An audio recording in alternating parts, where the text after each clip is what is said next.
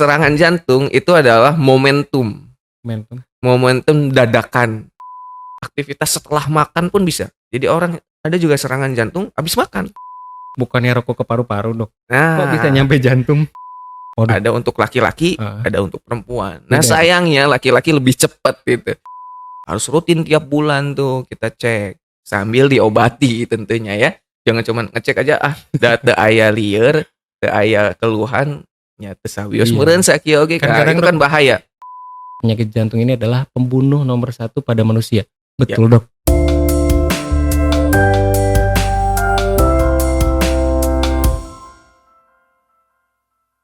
Assalamualaikum warahmatullahi wabarakatuh. Halo sahabat RSUD Majalengka. Di podcast kita hari ini kita sudah kedatangan narasumber dokter spesialis jantung dan pembuluh darah. Beliau masih sangat muda dan juga baru bergabung di RSUD Majalengka. Jadi buat warga Majalengka, nanti kita akan buka layanan klinik spesialis jantung dan pembuluh darah. Segera ya, Dok ya. Oke, sebelum kita mulai kita kenalan dulu sama dokter Faris Yupli Vihaya SPJP MHKes juga ya, Dok ya. betul. Dok, apa kabar? Baik, alhamdulillah. Salam jantung sehat untuk khususnya warga Majalengka dan umumnya untuk semua penonton podcast dari podcast RSUD Majalengka ini. Dok, kalau saya nggak salah sebelumnya memang dokter sebelum jadi spesialis itu memang bertugas di RSUD Majalengka ya, Dok ya? Boleh diceritakan, Dok, sedikit? Ya, jadi memang ceritanya ya saya memperkenalkan diri dulu. Saya itu memang tinggal di Majalengka. Jadi sejak TK, SD, SMP, SMP saya di SMP 1 Majalengka, kemudian SMA di SMA 1 Majalengka. Terus dapat kesempatan untuk sekolah kedokteran di Unpad tahun 2011, lulus alhamdulillah di 2016. Alhamdulillah tepat waktu tuh.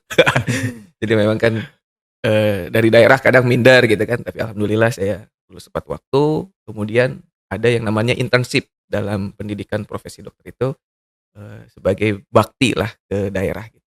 Nah, alhamdulillah memang RSUD Majalengka saat itu membuka, akhirnya saya bergabung. Nah, itu kembalinya saya itu di 2017 sebagai dokter internship di RSUD Majalengka. Seperti itu. Oke, baik sahabat podcast RSUD Majalengka.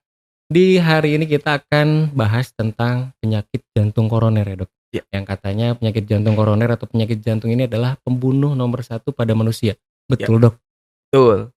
Jadi data-data banyak kalau kita cari, kita search aja di Google gitu ya, penyebab kematian pertama atau bisa juga terbanyak atau paling sering itu memang yaitu penyakit jantung koroner.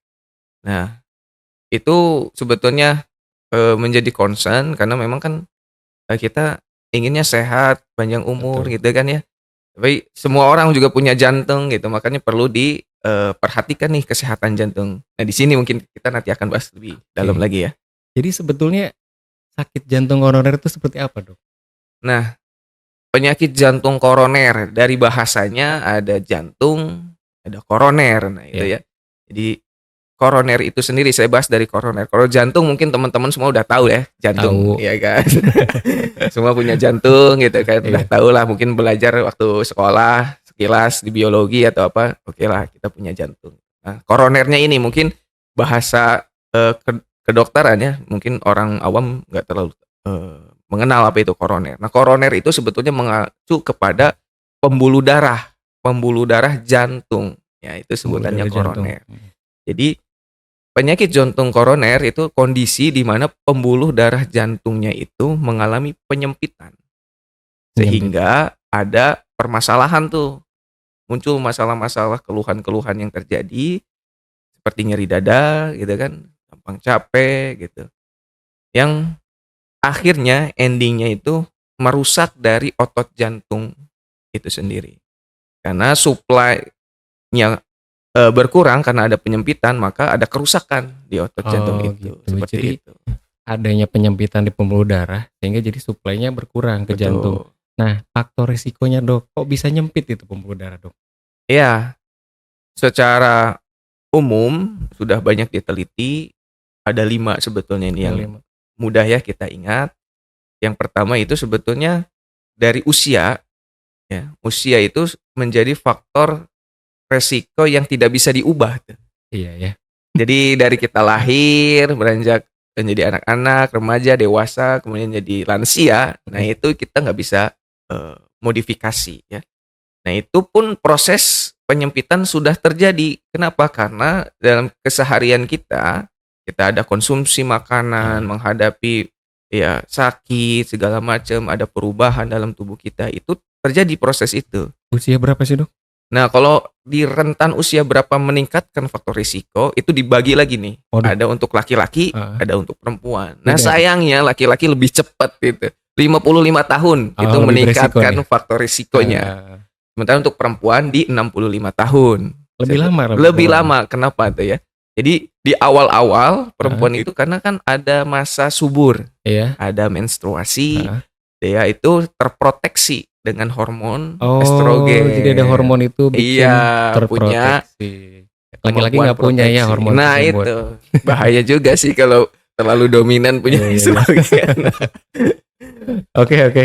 Selain usia apa lagi, Dok, tadi? Nah usia, kemudian mulailah kita masuk, kepada faktor risiko yang bisa dimodifikasi, ya salah satunya hipertensi. Hipertensi. Hipertensi itu, orang menyepelekan mungkin, entah karena memang Karena seringkali jarang nggak ada ada gejala. gejala ya, Dok, ya? Nah itu, Heeh. nggak ada gejala. Dan mendiagnosa hipertensi pun kan harus diukur. Iya, ditensi. Orang harus datang gitu ya ke rumah sakit, ke puskesmas atau ke layanan kesehatan lain untuk mengetahui tekanan darahnya. Nah, ini seringkali miss di sini. Yang kadang dibilangnya the silent killer ya. Betul, silent killer. Jadi tiba-tiba Hipertensi itu. kill aja gitu ya. Iya. Ya, itu. Tapi bisa dimodifikasi berarti kan? Betul, bisa. Justru hipertensi kita ini. bisa obatin tuh, atau kita bisa cegah juga. Misalkan hipertensi di awal, misalkan di usia muda itu sebetulnya harusnya nggak hipertensi, tapi misalkan di usia 30 udah mulai concern nih dengan kesehatan. Pas dicek pertama kali udah 140 gitu kan. Itu nggak harus langsung diobati sebetulnya. Bisa kita modifikasi dulu gaya hidupnya, kita check up gimana kesehariannya, apakah memang ada olahraga enggak, makanannya kayak gimana gitu. Itu kita bisa evaluasi. Selain itu, Dok, selain hipertensi, Hipertensi yang kedua mungkin dengan kencing manis. penyakit Nah, kencing manis, penyakit diabetes ya. diabetes. Diabetes ini ya mungkin juga deteksinya kurang, biasanya bahkan seringkali ketahuannya pas udah sakit dirawat gitu ya. Tiba-tiba, oh iya baru ketahuan kencing manis pas dirawat kemarin gitu kan, jadi pas rawat tuh. Iya. Sementara sebetulnya kencing manis pun ada gejala dininya tuh, kita bisa atasi lebih awal. Lebih awal. Gitu. Hipertensi, diabetes. Nah, Dok, kalau dari faktor makanan, Dok, Betul. apa aja sih makanan yang bikin jadi pembuluh darahnya nggak bagus tadi ya, bisa menyempit mungkin atau ada apa sumbatan kali, Dok ya? Ya. Makanan yang utama sebetulnya dikatakan yang bisa meningkatkan kolesterol ya. Kolesterol. Jadi kita menilainya kalau sudah masuk ke klinik gitu ya, yang dinilai adalah kadar kolesterolnya. Ya, kadar kolesterol itu berhubungan dengan apa yang kita makan. Ya, Gorengan, seperti Dok. gorengan itu favorit Itu susah, teman-teman Dok. semua ya. Gorengan. Gorengan itu memang faktor risiko utama di Indonesia kayaknya ya. Jadi makanan pokok guys. Nah, gorengan itu memang harus dibatasi ya, mungkin oke lah, mungkin kita nggak bisa benar-benar tanpa Hindari gitu ya. gorengan, nggak tanpa sekali, tapi kita kurangin, batasi, sadar diri kayak oh iya saya udah kebanyakan nih, cukup sehari cukup ya 2-3 cukup gorengan gitu. Ya kan kalau bisa hitungannya minggu, mundur lagi hitungannya bulan, nanti tahun ya syukurlah bisa terlepas dari gorengan, tapi ya memang sulit ya. Berarti makanan jangan yang banyak kolesterol ya. Betul. Berarti lemak-lemak ya, Dok. Dok, tapi saya sering dengar juga nih kadang-kadang orang yang sedang olahraga ya, tiba-tiba nyeri dada tuh, Dok. Jatuh, nggak sadar, meninggal. Ya. Ada kaitannya nggak sih, Dok, olahraga tersebut sama penyakit jantung koroner? Ya, atau karena terlalu berlebihan olahraganya gitu, Dok? Ya seharusnya memang olahraga menjadi pencegah ya. Pencegah. Nah, yang menjadi persoalan itu memang seharusnya olahraga itu dinilai terlebih dahulu kebugarannya. Oh iya. Nah nanti ya ini juga kita punya alat tuh namanya treadmill. Treadmill di klinik kita itu bisa cek kebugaran. Jadi jangan asal olahraga ya. Betul. Sesuai kemampuan. Ya, secara ini sih kan kita harus sadar diri sih pertama Iya. itu dulu. Kalau mau olahraga, event-event yang ya lagi rame gitu Mhm. tiba-tiba ikutan terus langsung diporsir itu justru bahaya. Misalkan ada Oke. tiba-tiba ada event lari karena, oh ya sama ketemu teman-teman banyakan Heeh. gitu seru-seruan, tapi ternyata langsung 5 kilo misalkan, Iya. pada orang yang nggak biasa gitu, ya itu bahaya juga gitu. Jadi harus training dulu lah, latihan dulu gitu untuk menjelang event itu. Seringkali memang kan, karena reuni atau Iya, sekalian seru-seruan ketemu ya. teman seru-seruan, wah malah berbahaya itu, harus dihindari, aktivitas yang berlebihan gitu. Iya. Tapi yang benar, yang bisa mencegah itu ya kita evaluasi dulu, bertahap gitu Mhm. ya, dari yang ringan gitu ya, durasi sebaiknya 20 sampai 30 menit, Per en hari? per hari, per minggunya, 4 sampai 5 kali dalam 1 minggu. Itu bisa untuk mencegah berarti, Dok, ya? Bisa Dengan untuk olahraga? mencegah, tapi dengan intensitas yang ringan. Kita ngejar durasinya dulu tuh, Mhm. penuhi 20 menit gitu ya. Durasinya terserah mau jalan Paling kaki paling dulu, ringan apa? Jalan kaki? jalan kaki. Heeh. Kita bisa jalan kaki 20 menit itu lumayan juga tuh, lumayan. Jadi bertahap tuh, oke minggu pertama 4 kali Mhm. seminggu misalkan jalan kaki 20 menit. Minggu keduanya rada-rada lari-lari kecil Iya. gitu. Sampai kita si jantung itu bisa menyesuaikan Kayak seperti terlatih gitu. perasaan gitu kan. Oke. Jadi Seperti bisa perasaan. menyesuaikan dengan kondisi gitu, Mhm. jangan bikin kaget. Nah Iya itu kan juga. bahaya. Tapi kadang yang berat itu niatnya, Dok, ya? Nah, lihat musim hujan lagi Iya. kan. Dok, jadi tipsnya nih buat mencegah, Dok, selain mungkin tadi menghindari yang faktor resiko ya, apa sih yang Heeh, bisa kita lakukan nih? Karena serem juga ya, masih muda udah kena sakit jantung gitu kan. betul. Oke. Jadi yang pertama adalah kita fokus dengan faktor risiko yang bisa kita ubah kan, jangan Mhm. mikirin umur gitu kan. Iya. Jadi tadi tekanan darah kita harus concern, sesekali kalau misalkan yang masih sehat harus dicek. Nah, kalau udah yang pernah dicek memang punya darah tinggi, harus rutin tiap bulan tuh kita cek, sambil diobati tentunya ya. Jangan cuman ngecek aja, da teu aya lieur, teu aya keluhan, nya teu sawios Iya. meureun sakieu oge, Kan itu kadang, Dok, kan bahaya. ngecek itu kalau ada keluhan ya kita, Heeh, kalau sehat-sehat aja mah ngapain gitu ya ke heeh, rumah sakit, ngapain heeh. ke puskesmas. Ya itu parahnya udah tahu pun Heeh. 150, tapi Nggak ada gejala nggak ada tapi ya. gejala, ya udah nggak diobatin. Nah Iya itu juga bener, dibiarkan gitu, sampai akhirnya tiba-tiba serangan jantung betul. misalkan, nah itu Bang. Karena Tuh, mungkin nggak muncul tiba-tiba ya, Dok, ya, tidak muncul melalui proses tiba-tiba, tadi ya, melalui proses ada tadi, prosesnya gitu kan, nggak iya, langsung tiba-tiba serangan jantung ya. heeh, Iya juga iya sih, nggak bener. tiba-tiba. Yang kedua tadi ya, yang concern kita kalau gula, nah gula sih mungkin terhadap, eee, yang khusus punya Heeh. diabetes memang harus terkontrol tuh si gulanya. Jangan sampai nggak kontrol gitu kan, cek, rutin, minum obat rutin. Nah yang ketiga tadi aktivitas fisik, ya kita harus aktivitas fisik gitu ya, tapi harus juga sadar diri, start dari yang Iya, dari sesuai intensitas rendah kemampuan ya. dulu ya, dari jalan kaki dulu. Dan kemudian yang kelima tadi ya makanan.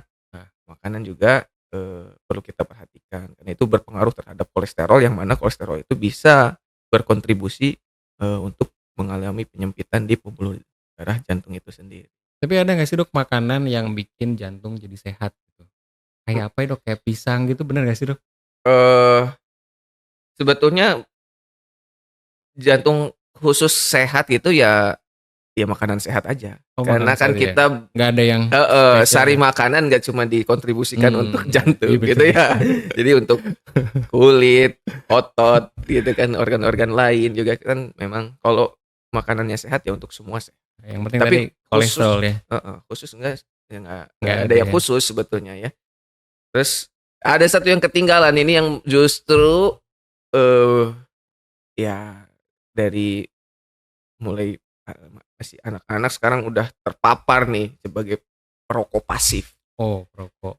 Rokok ini justru, gaya hidup di kita yang sulit nih. Dok, bukannya rokok ke paru-paru, Dok? Kok bisa Nah, nyampe jantung? itu.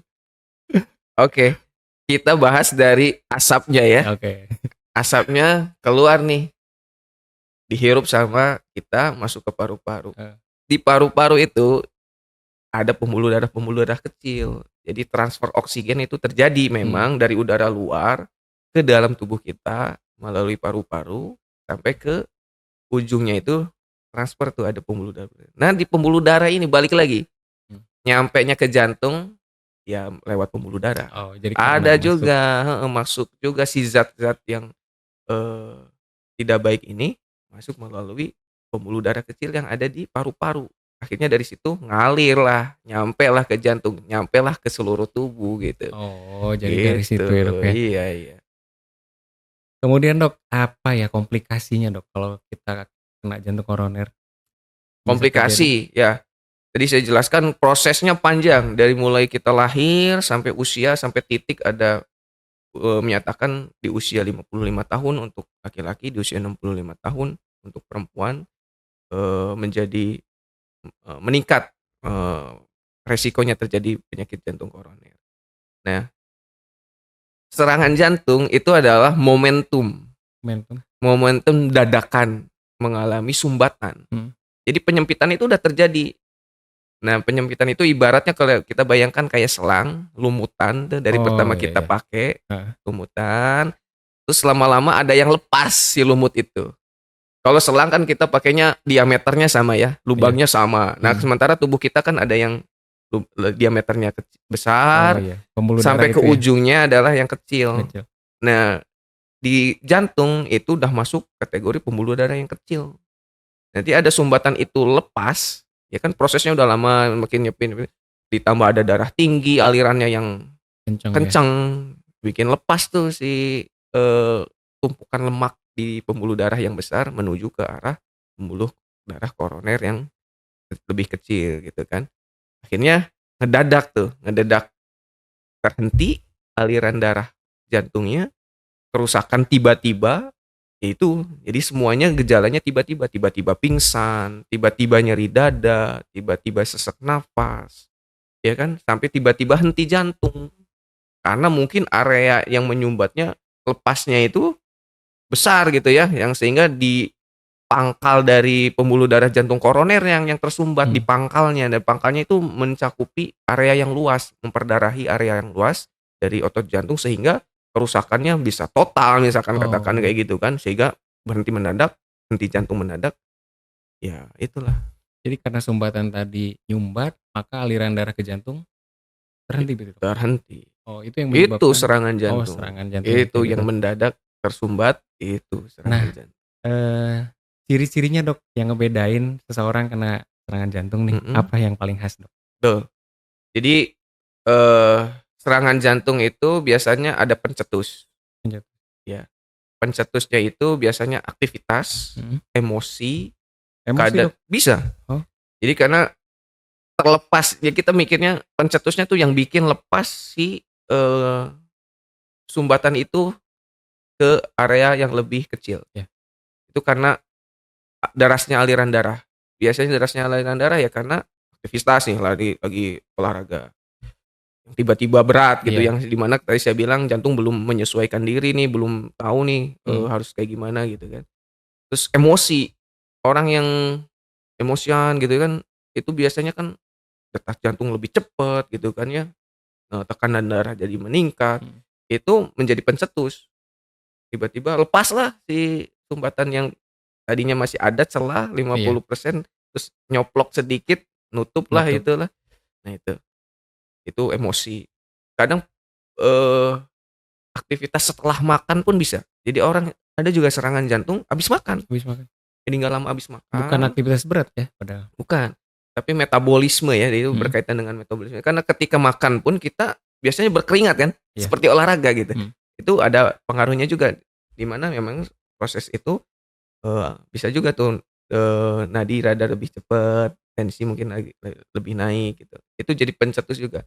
Ya pencetus-pencetus itu, kita, sadari, kita perhatikan maksudnya, oh ketika kita olahraga ada tiba-tiba sakit dada, itu mungkin gejala serangan jantung, atau setelah makan tiba-tiba sesek, nyeri dada, itu juga mungkin menjadi tanda serangan Serangan jantung jantung. ya, dari dikaitkan dengan pencetus. Terus keluhannya nggak nyeri dada aja ya, sesak nafas juga bisa, terus tiba-tiba pingsan juga bisa gitu ya. Bahkan ya tadi sampai henti Henti jantung jantung. mendadak juga bisa, seperti Nah, itu. pertolongan pertama kali Dok, yang Mhm, bisa kita lakukan ketika kita menemukan ya mhm, mungkin tadi orang yang sakit dada tiba-tiba mhm, pingsan gitu. mhm. Sebaiknya apa yang kita lakukan Dok? Eee, Nyeri dada sebetulnya tadi masih mungkin apakah itu suatu penyempitan kronis atau serangan jantung.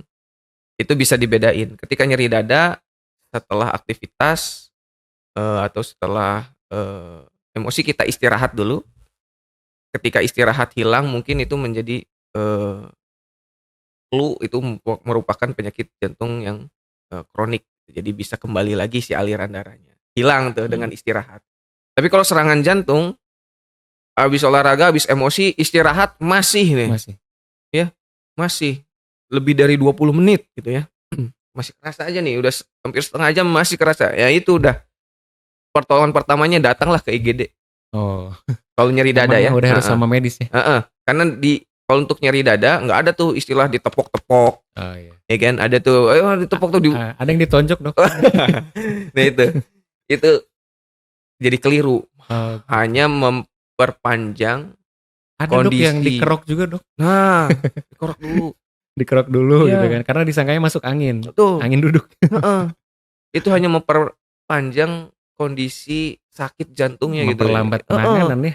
memperlambat penanganan di mana semakin lama kita tangani, area yang rusaknya semakin Semakin luas luas. dan itu nanti ya kalau bisa kembali sehat, fungsi jantungnya akan sangat menurun gitu. Iya, Makanya cepat, harus segera berarti ya. harus segera. Tapi sebenarnya punya jeda waktu ya Dok ya, dari pertama kali Iya, nyeri dada gitu heeh, kan, sampai ke kerusakan yang lebih parah itu sebenarnya punya waktu ya. punya waktu Cuman 20 menit, yang disayangkan kadang-kadang penanganan awal tadi ya, betul. dikerok dulu, Iya, ada yang iya, diistirahatin lama juga gitu betul. kan.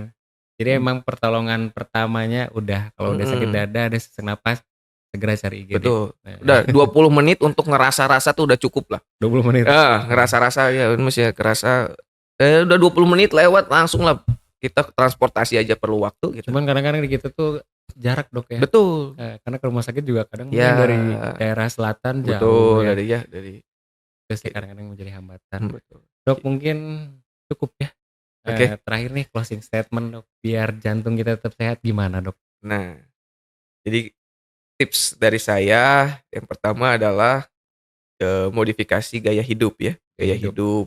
Ya saya concern-kan lagi terkait rokok gitu ya. Ini memang Jadi termasuk nggak boleh PR. sama sekali nih ngerokok? Iya, gitu, saya harus tegas, Masih nawar iya, gitu ya, kan? vape juga sama, ya kita Sama aja Dok? sama aja, karena Eee, tetap aja di situ ada kandungan-kandungan yang memang, mempengaruhi, eee, kelancaran dari aliran pembuluh darah di koroner gitu ya. iya, Itu pertama. Modifikasi gaya hidupnya macam-macam dari mulai merokok, aktivitas fisik, pola makan, mmm, ya at least 3 itulah. siap. Berarti yang 2 tadi, hipertensi dan diabetes, ya itu nanti terkait dengan orang-orang yang sudah Terkena. punya penyakit itu harus rutin kontrol, gitu aja sih. Oke, baik dokter, terima kasih atas ilmunya, sangat-sangat Oke. bermanfaat dan semoga kita bisa selalu jaga jantung kita. Sampai jumpa di podcast kita selanjutnya. Stay safe and stay healthy. Assalamualaikum warahmatullahi wabarakatuh.